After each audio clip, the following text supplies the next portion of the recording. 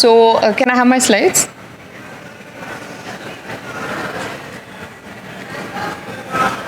So I'm going to be briefly covering Optos utility in disease management. I have no financial disclosures. So this is an overview of how the posterior pole looks, what is wide field, what is ultra wide field. Most of you all know what they are, but what you need to know with ultra wide field is that with a single capture view of the retina, you get up to the far periphery in all 4 quadrants anterior to the vortex vein. So that's your ultra wide field, which is about 200 degrees, and the pan-retinal is one which gives you 360 degrees aura to aura view. So we have come very far from the montages that we used to do with taking small images and putting them all together, and you can see how poorly it demonstrates as against a full view. So we've seen a good evolution of retinal imaging. We've had wide field, we've had ultra wide field, we've had the red cam for pediatric imaging, and a whole lot. But today I'll be speaking particularly about the Optos, which is currently the system that gives you with one capture 200 degree view. So to give you a quick perspective, this is a slit lamp examination. This is the 90 degree lens, 90 diopter lens that we use, and this is the image that we get.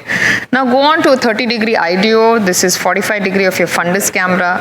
This is your wide field of 100. Some have this where they do a montage of 2, and it looks ultra field, but it's a montage of 2 images. And then finally you have the Optomap ultra wide field with one image itself, 200 degree. So again, just to give you a quick perspective, 45 degree here, what you can see even on clinical examination, and that's your full view. So Optos ultra wide field gives you 200 degree. It scans at a point posterior to the iris plane, and that's the virtual point. What we also use is a green laser channel to visualize the sensory retina and pigment epithelium, and the red laser channel for deeper ocular structures. So multimodal imaging is also possible. You have autofluorescence, you have FA, you have ICG. Just showing you some beautiful images. This is of the multifocal choroiditis, RP here, choroidal melanoma. These are all some beautiful slides which go on to demonstrate that how it's not only a good diagnostic or documentation tool, but extremely good as an educative tool as well to a patient.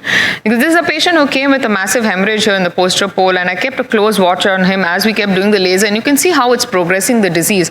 It became very easy for me to explain to that patient that he's eventually going to need surgery after giving him a waiting period, and this is post-op. Again, the patient knows how it was before, how it was during and after surgery, and he appreciates the efforts that we have put as well. This is again a patient with CRVO. You can show the entire extent of the disease. Patient thinks there are just 1 or 2 hemorrhagic spots. What's the big deal? But here's a tool where you can use it. This is hypertensive choroidopathy, very rarely seen, but we could well document it because it was well beyond the posterior pole itself. This is a sequelae of syphilitic panuveitis. You see a VPT here on closer examination there. Again, beautifully shown. This is idiopathic retinal vasculitis. Again, pre here and post laser. You can see good stabilization of the disease. Serpiginous like choroiditis. Our uvea ocular inflammation department is super thrilled with this device. And these are, post vitritis multiple HSTs that you can see a retinal detachment here, a closer view of the slit-like tear, so you can explain to the patient that this was the pathology. Atrophic holes. This is a peripheral PCV or PHCR, you can call it. Again, some more, we always tend to think that, posterior pole disease it is, but here it's there in the periphery also. Immune thrombocytopenia, just showing a couple of images that we were able to demonstrate here. This is a patient with VHL, and we counted, I think, at least 21 to 22 tumors across, and this was a one-eyed patient. When we finally had to take this patient up for surgery, the parents understood because it was a very young patient as to the severity of the condition. Here again, sphenoid ridge meningioma, METS, so beautiful demonstrated here. Left breast carcinoma here, a subretinal mass that you can see, angioma with a feeder vessel there. So this was the first ever paper that used the flying baby position to show that Optos can actually help us image even infants.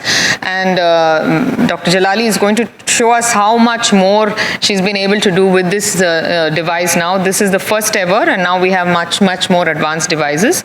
And these are some of the other pediatric conditions that we were able to image. And this is some congenital anomaly that we saw in a pediatric patient. Some more here. So this is some interesting optic nerve avulsion. So literature, yes, does show that beyond the ETDRS, we are able to document more peripheral diabetic retinopathy, which is probably has quite a bearing on our population. And even non-perfusion can be a predictor of the extent of the edema and the treatment response. I have had the fortune to be able to work with Dr. Sadda since the last decade, and we've been able to publish a lot of papers which have shown that we can achieve a lot more with wide field imaging.